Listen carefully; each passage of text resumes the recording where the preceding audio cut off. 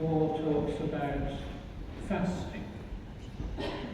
Today is the last day until Pascha, when we shall be able to eat meat. So in the epistle reading we have St. Paul talking about eating. The Bible is full of things about eating. And St. Paul says quite clearly, no one is saved by not eating meat, nor by eating meat. When we come to this Sunday, I have to remind people that just because you're a vegetarian all the time doesn't mean that you have the key to the gates of heaven. Even if you're a vegan, it doesn't mean that you can waltz happily into heaven. We need to be reminded also as Orthodox Christians, as we give up meat, that that will not get us into heaven. Jesus makes it quite clear what it is that gets us into heaven. It's having compassion upon those around us, feeding the hungry, clothing the naked, visiting those who are sick or in prison, taking care of those around us. Not just our family, not just those who it suits us to help, but everybody. The very least of these, if we have compassion on them, we're having compassion and ministering to the Lord himself.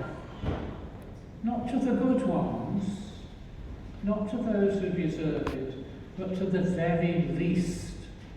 And we're so good ourselves at deciding who is the very least.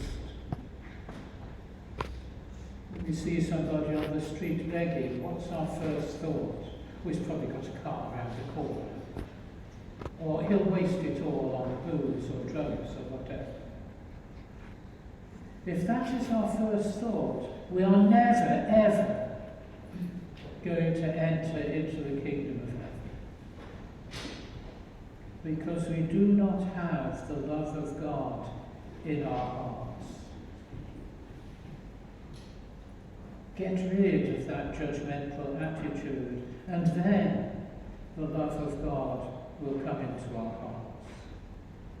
Then we shall be able to enter into the kingdom of heaven, because we have ministered to the Lord by doing what we can for the very least, the very least.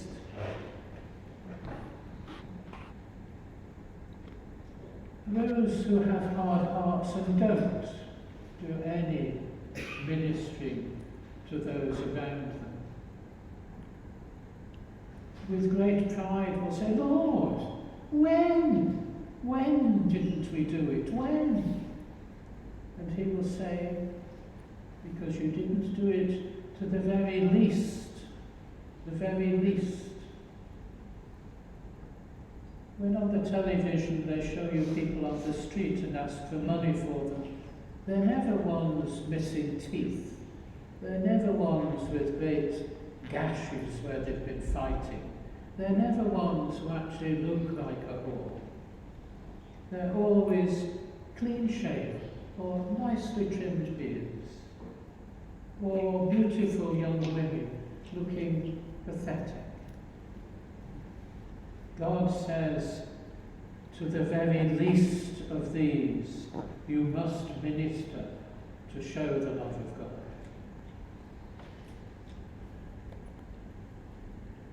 We shall make another set of catechumens today, as we say the prayer for the catechumens. A whole family.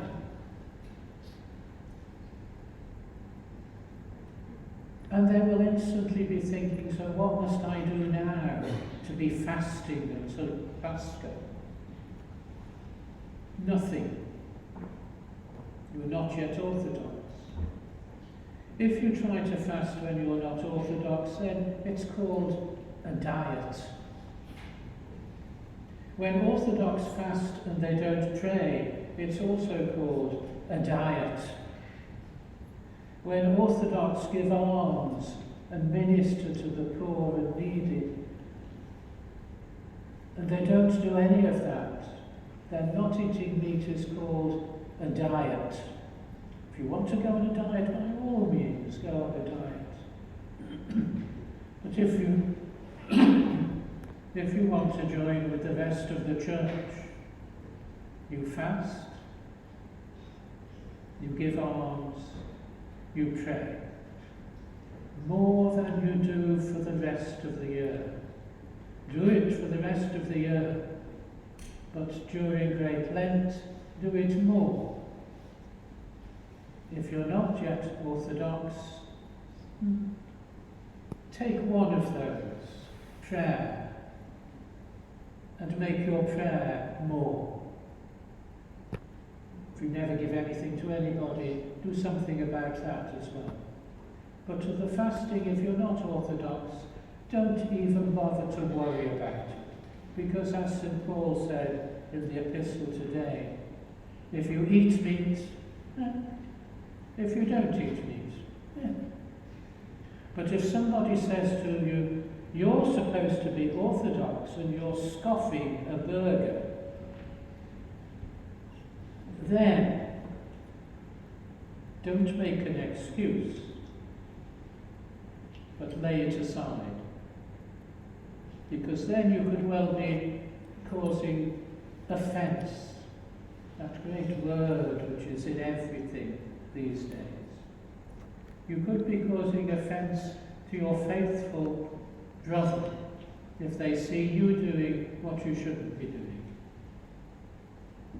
Even more important, if they see you doing something sinful that you shouldn't be doing, then you're causing offence to your brother and to your guardian angel, who stands at your side, constantly watching to be of assistance.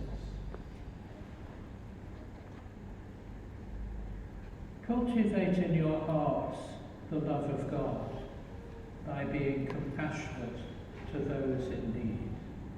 This is true fasting. In the name of the Father, and of the Son, and of the